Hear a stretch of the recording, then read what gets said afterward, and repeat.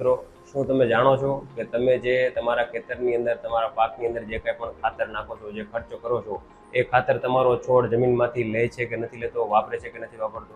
તો હું તમને એક સાયન્ટિફિક ડેટા આપું અથવા તો ઉદાહરણ આપું. જો તમે તમારા ખેતરની અંદર 10 કિલો યુરિયા ખાતર નાખતા હો તો એમાંથી ફક્ત તમારો પાક 3 થી 3.5 કિલો યુરિયા વાપરી શકે છે. બાકીનો જે કંઈ વધેલો નાઇટ્રોજન છે તે હવામાં બાષ્પીભવન પામતો હોય છે અથવા તો જમીનની અંદર પાણી સાથે ધોવાઈ જતો હોય છે. ડીએપી ખાતરની વાત કરું, જો તમે તમારા ખેતરની અંદર 10 કિલો ડીએપી નાખો તો એમાંથી ફક્ત 1.5 થી 2 કિલો ડીએપી તમારો પાક ઉપયોગ કરી શકે છે. બાકી 8 થી 8.5 કિલો જે ડીએપી છે તે જમીનની અંદર પીળો રહેતો હોય છે અને તે જમીનની અંદર રહેલા બીજા પોષક તત્વો જેમ કે કેલ્શિયમ, મેગ્નેશિયમ છે, આયર્ન છે, ઝિંક છે, એમને સાથે સંયોજન બનાવી અને એક રેતીના કણ જેવું પાણીમાં અદ્રાવ્ય કણ બની જાય છે, જે કાયમી માટે જમીનમાં પીળો રહે અને તમારો પાક એને ત્યાંથી વાપરી શકતો નથી.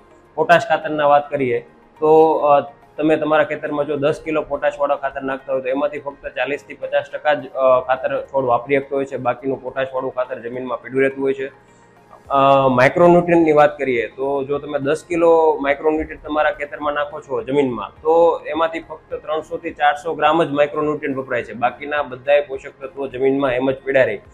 તો તમને સિમ્પલ ભાષામાં કહું તો જો તમે 1000 રૂપિયાનો ખર્ચો તમે તમારા ખેતરમાં ખાતર વાય કરો છો તો તેમાંથી ફક્ત તમારો પાક 200 થી 250 રૂપિયાનું જ ખાતર વાપરી શકે છે. બાકીનું તમામ ખાતર જમીનમાં પીડું રહે છે, જે જમીનને ક્ષારીય, ભાસ્મિક, કઠણ કરે છે, જમીનની બાયોલોજીકલ હેલ્થ બગાડે છે. જમીનની અંદર રહેલા ફાયદાકારક સૂક્ષ્મજીવો, ફાયદાકારક ફૂગ છે, અળસિયા છે, મિત્ર જીવાણુઓ છે, કીટકો છે, તેને મારવાનું કામ કરે છે. તો હવે આપણે જો રાસાયણિક ખાતર ઘટાડી અને પ્રોડક્શન વધારવું હોય અથવા તો જમીનનું સ્વાસ્થ્ય સુધારવું હોય તો જમીનની અંદર એવી સુવિધા ઊભી કરવી પડે કે જે કાંઈ પણ વસ્તુ તમે જમીનમાં નાખો છો એનું મેક્સિમમ પાક અથવા પાકના મૂળ દ્વારા શોષણ થઈ જાય, એટલે કે જમીનમાંથી તેનો વપરાશ થઈ જાય.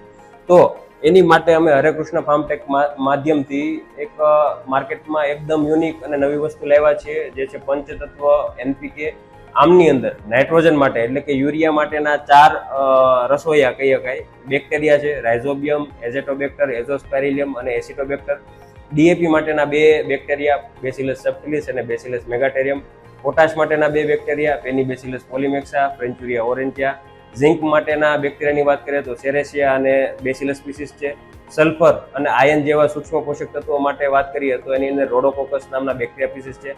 આ બધી વસ્તુ એક સિંગલ પંચતત્વ એનપીકે ની અંદર આવી જશે, જે તમારે ફક્ત કોઈ પણ પાકની અંદર મગફળી છે, કપાસ છે, શેરડી છે, કેળા છે, શાકભાજીના પાક છે, 1 એકરે 1 કિલો પાણી સાથે પાઈ દેવાનું છે.